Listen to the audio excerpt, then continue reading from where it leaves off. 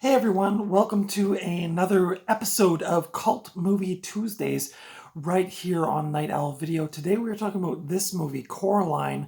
I can't help but show another movie called Paranorman, but I'm actually going to be talking about Coraline today. So this is the edition that I have. It has two movies in it, but we're going to be talking about Henry Selick's film Coraline. So I hope you will stick around and enjoy this. Thank you to everybody who has joined.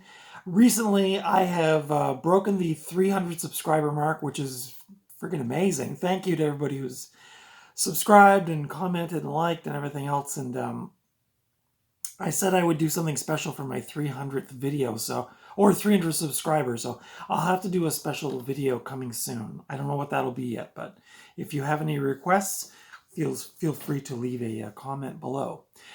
So yeah, we're talking about Coraline today. I'll be talking about production, voice cast, my thoughts on the film, and all that jazz. So I hope you will stick around. So Coraline is a fantasy family film from 2009.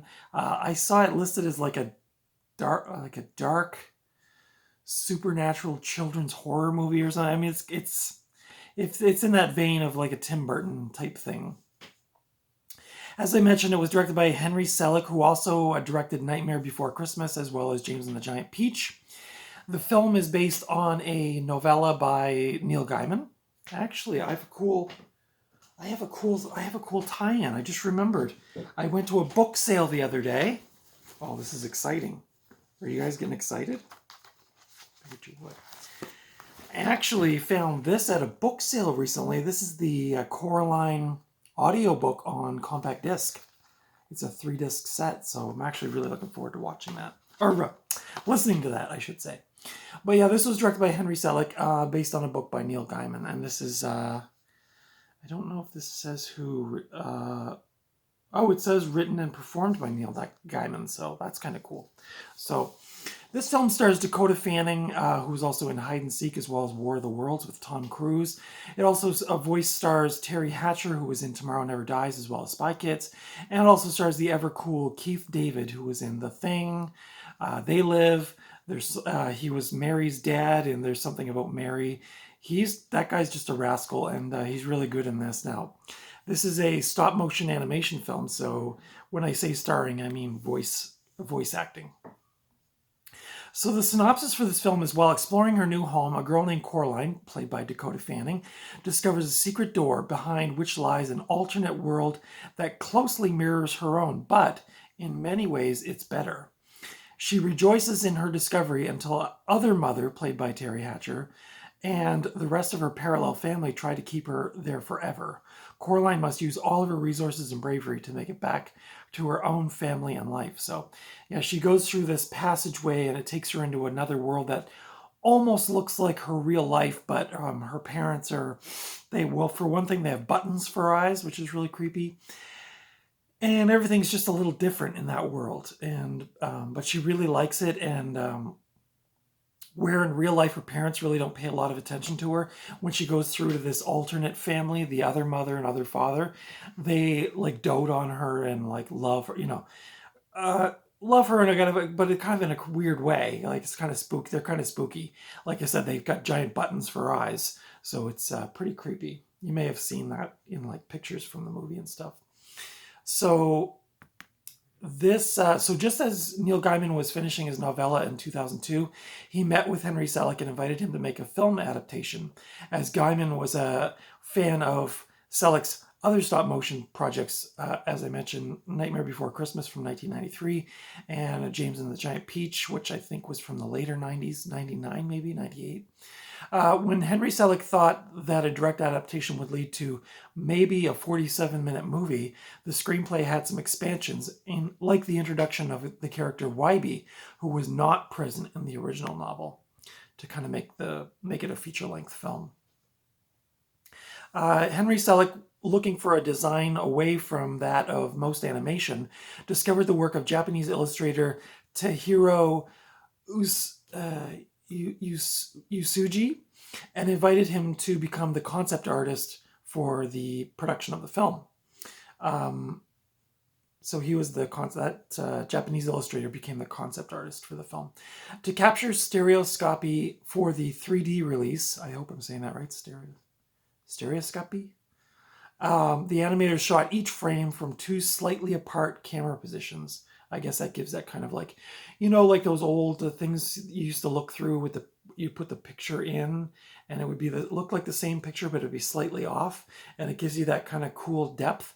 That's what they did for this film, which I thought was really cool. I didn't know that until doing my research. Coraline was staged on a 140,000 square foot warehouse in Hillsborough, Oregon. The stage was divided into 50 lots, which played host to nearly 150 different sets. Might need to fact check that. I don't remember there being 150 different sort of scene or settings in this film, but apparently it was a very elaborate set regardless. The amazing garden scene was the most complicated set created for the film. The hundreds of handmade flowers were created to grow and move accordingly for when Coraline entered the garden. So this is a very meticulously shot animated movie, much like A Nightmare Before Christmas, maybe even more so. Like the detail in this film is, I feel like you could watch this movie 100 times and still find like little things in it. It's very beautiful if you like that kind of thing. More than 28 animators worked at a time on rehearsing or shooting scenes, producing 90 to 100 seconds of finished film each week. 90 to 100 seconds each week. It took them a week to do 90 to 100 seconds of finished film. So a lot of work went into it. A lot of love went into this film and a lot of work. The principal photography took 18 months to make. One crew member, Althea Crome, was hired specifically to knit miniature sweaters and other clothing for the puppet characters, sometimes using knitting needles as thin as human hair. A single garment could have taken anywhere from 6 weeks to 6 months to complete. So, yeah, that detailed.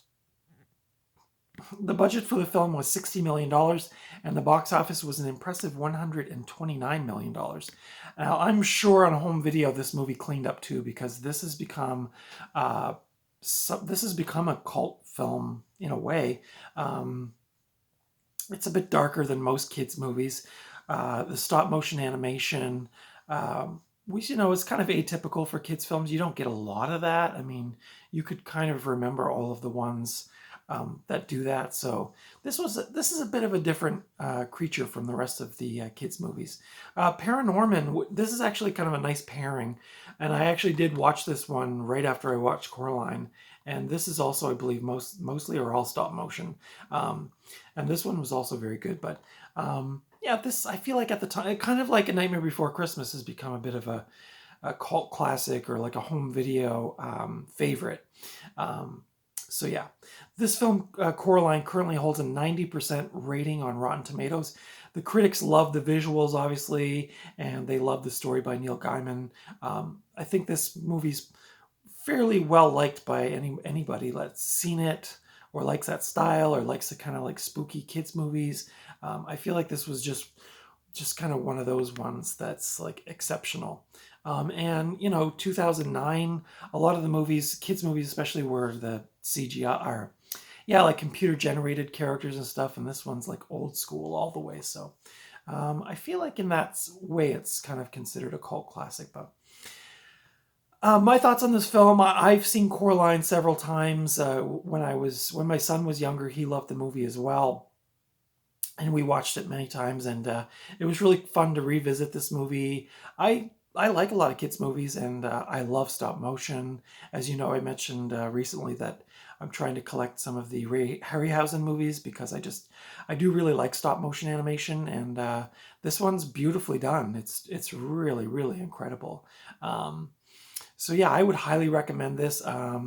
I like the story as well. The characters were cool. The concept of going through that tunnel into this other world and it being kind of like this utopian version of your real life. And like she at first she becomes very enamored with it, but then realizes like, there's some things that aren't quite right, and she wants to go back. And so the parents in this other world, they have like buttons for eyes, and so they say to Coraline, if you want to stay here, like we'll also have to sew these buttons onto your eyes, and like Coraline's just not having it. And so it's quite creepy. I would say younger kids, this would be a little too spooky for them maybe, but probably like 7 or 8 year olds and up would like this movie. It's but it is pretty dark. I mean, it is Neil Gaiman, so it is pretty dark. But for those who love it, they love it.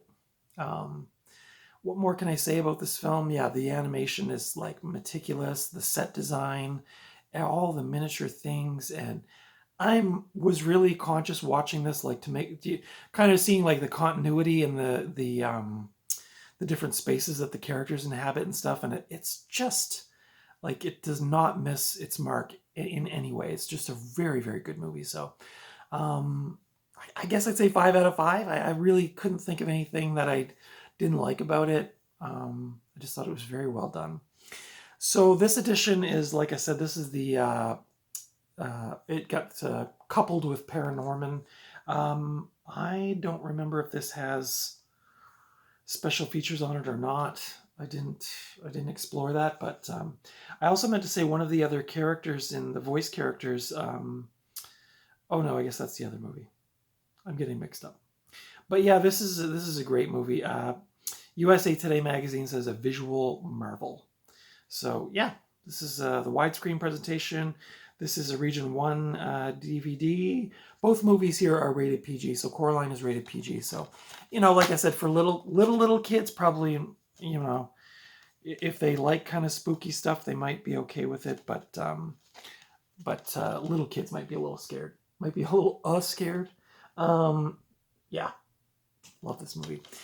If you have Netflix, you can currently watch this in Canada in streaming on Netflix. I see the DVD of this around quite often, so it's not a real rare one to find when you're out thrifting, but highly recommend it. Those are my thoughts on Coraline. I know I could talk more about this, and I know people who, like I said, people who love this movie. So I know I could say much more about it, but I'll leave it at that. Let me know your thoughts on Coraline. Did you like it? Did you not like it? In the comments below, give me the thumbs up if you like my review or if you like this kind of content. Consider subscribing if you haven't already. Follow me over on Instagram at Night Owl Video. And like I said, I did recently pick this up as well, this audiobook version of Coraline, which I'm pretty interested to check this out. I